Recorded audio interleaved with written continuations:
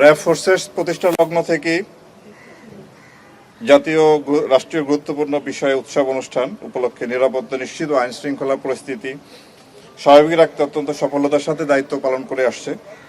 এরই ধারাবাহিকতায় এবারও পহেলা বৈশাখ 1432কে কেন্দ্র করে নিরাপত্তা নিশ্চিত করতে র্যাব ফোর্স কর্তৃক নিরাপত্তামূলক ব্যবস্থা গ্রহণ করা হয়েছে।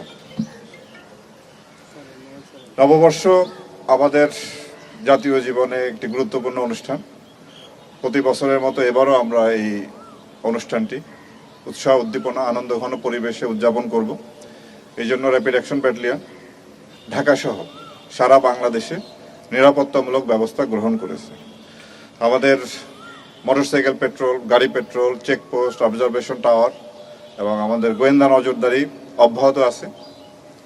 আমরা অন্যান্য আইন শৃঙ্খলা রক্ষাকারী বাহিনীর সাথে সমন্বয় রেখে এবং বিভিন্ন সাংস্কৃতিক গোষ্ঠী এবং জনপ্রতিনিধি, আপামর জনগণ সবার সাথে আমরা সমন্বয় রেখে এই অনুষ্ঠানে যাতে সুষ্ঠুভাবে সুন্দরভাবে করা যায় তার সব রকম ব্যবস্থা আমরা গ্রহণ করেছি। আপনারা জানেন যে ঢাকা শহরে এই অনুষ্ঠান আজকে থেকেই শুরু হতে যাচ্ছে। চরদ্দারে একটি ব্যান্ড শো আছে আজকে। কালকে সকাল থেকেই ঢাকা শহরের বিভিন্ন প্রান্তে এই অনুষ্ঠান হবে। তার মূল অনুষ্ঠান থাকবে রমনা বটমূলে। এরপরে শোভাযাত্রা আছে, চারুকলা কর্তৃক আনন্দ শোভাযাত্রা করা হবে। রবীন্দ্র সরোবরেও দিনব্যাপী অনুষ্ঠান আছে। মানিক মিয়া অভিনীত বিকাল থেকে রাত পর্যন্ত বিভিন্ন অনুষ্ঠান আছে। এছাড়া ঢাকা শহরের বিভিন্ন জায়গায় এই অনুষ্ঠানটি উদযাপিত হয়। আমরা সর্বপ্রকার নিরাপত্তামূলক ব্যবস্থা গ্রহণ করেছি এবং আশা করি এই অনুষ্ঠানটি সুন্দরভাবে সুষ্ঠুভাবে সম্পন্ন করতে আমরা সক্ষম হব। আমরা সাইবার ওয়ার্ল্ডেও মনিটরিং করতেছি যাতে এই সাইবার ওয়ার্ল্ডেও কেউ যাতে এই অনুষ্ঠানের বিষয়ে কোনো প্রকার অপপ্রচার চালাতে না পারে। এছাড়া এই অনুষ্ঠানে ব্যাপক জনসমাগম হয়। সাধারণ মানুষের নিরাপত্তার পাশাপাশি মা, বোন এবং শিশু এবং যারা বয়স্ক তাদের নিরাপত্তা দিকেও আমরা বিশেষভাবে নজর রাখব যাতে কোনো প্রকার কোনো ইপটিজিং না হয়, সেদিকেও আমাদের সতর্ক দৃষ্টি থাকবে। আমাদের বিনীত অনুরোধ থাকবে সাধারণ জনগণের প্রতি, আপনাদের প্রতি, আপনারা আমাদেরকে সহযোগিতা করুন। আপনাদের সহযোগিতা নিয়ে আমরা এই অনুষ্ঠানটি সুন্দরভাবে সম্পন্ন করতে চাই। আমরা সমস্ত দেশব্যাপী এই অনুষ্ঠানটি আপনারা জানেন যে বাংলাদেশের বিভিন্ন প্রত্যন্ত অঞ্চলে এমনকি এটি জেলা, উপজেলা, গ্রাম পর্যায়ে অনুষ্ঠিত হয়। তা আমাদের নিরাপত্তা বলয় আমরা বিস্তৃত করব সব জায়গায় যাতে সুন্দরভাবে এই অনুষ্ঠানটি করা সম্ভব হয়। তো এই বিষয়ে আপনাদের মাধ্যমে আমরা দেশবাসীর সহযোগিতা চাচ্ছি। আরেকটি বিষয় আপনারা হয়তো প্রশ্ন করবেন, নিরাপত্তা ঝুঁকির বিষয়। এর জবাবে আমরা বলতে চাই যে অন্তর্বর্তীকালীন সরকার দায়িত্ব গ্রহণের 1 মাসের মাথায় হিন্দু ধর্মাবলম্বীদের সবচেয়ে যে বড় উৎসব দুর্গাপূজা অনুষ্ঠিত হয়েছিল। তখন এই নিরাপত্তার প্রশ্ন এসেছিল, পূজা হবে কিনা এ নিয়েও সংশয় ছিল। কিন্তু সরকারের পক্ষ থেকে ওনাদেরকে আশ্বস্ত করা হয় এবং আমরাও আইন শৃঙ্খলা রক্ষাকারী বাহিনীও হিন্দু ধর্মের যারা নেতৃস্থানীয় যারা আছেন, পূজা উদযাপন কমিটি আছে, তাদের সাথে আমরা আলাপ আলোচনা করি, তাদেরকে আশ্বস্ত করি এবং তারই প্রেক্ষিতে আপনারা দেখেছেন যে এবছর খুব সুন্দরভাবে এই পূজা উৎসবটি সম্পন্ন হয়েছে আনন্দঘন পরিবেশে এবং নিরাপত্তার দিক থেকে কোনো ধরনের কোনো সমস্যা হয়নি।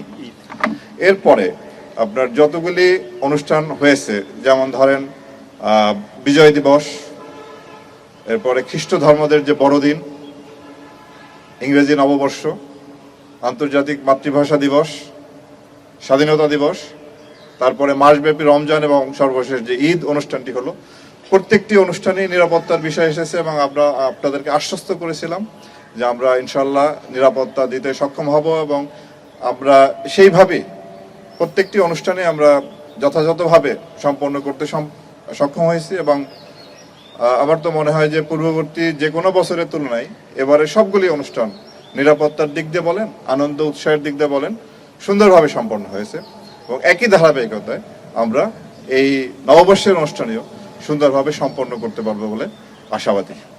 আপনাদেরকে ধন্যবাদ। স্তরের আপনার আমাদের তো আমরা বললামই যে বিভিন্ন এখানে আপনার ঢাকা মেট্রোপলিটন পুলিশ আছে, সেনাবাহিনী থাকবে এবং র্যাবের তরফ থেকে আমাদেরও মোতায়েন আছে। আমাদের আপনার ভিতরে ফুট পেট্রোল থাকবে, সাদা পোশাকে আমাদের নজরদারি থাকবে, রাস্তায় আমাদের মোটরসাইকেল টহল, গাড়ির টহল থাকবে। আমাদের আপনার এই এলাকাটি, এই ভেন্যুটিকে আমরা সুইপিং করব।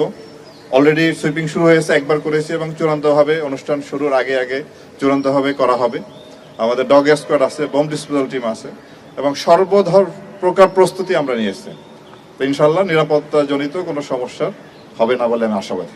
ডিজি, আপনার তো যে কোনো এই ধরনের বড় যে কোনো ইভেন্টের অনেক আগে থেকেই প্রিকশন নেওয়া শুরু করে, কিন্তু আমরা দেখলাম যে চারুকলায় আগুন দেওয়া হয়েছে। চারুকলার ফ্যাসিবাদ বিরোধী যেই চিত্রকর্মটি তৈরি করা হয়েছিল সেটিতে আগুন দেওয়া হয়েছে।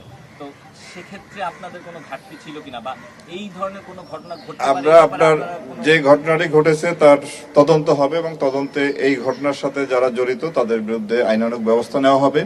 এবং আমরা এও খতিয়ে দেখছি যেখানে আমাদের নিরাপত্তার দায়িত্বে যারা ছিলেন তাদের কোনো ঘাটতি ছিল কিনা সেটা অনুসন্ধান করে দেখা হচ্ছে, এবং যদি সেরকম কিছু পাওয়া যায় অবশ্যই তার বিরুদ্ধে ব্যবস্থা নেওয়া হবে। ধন্যবাদ।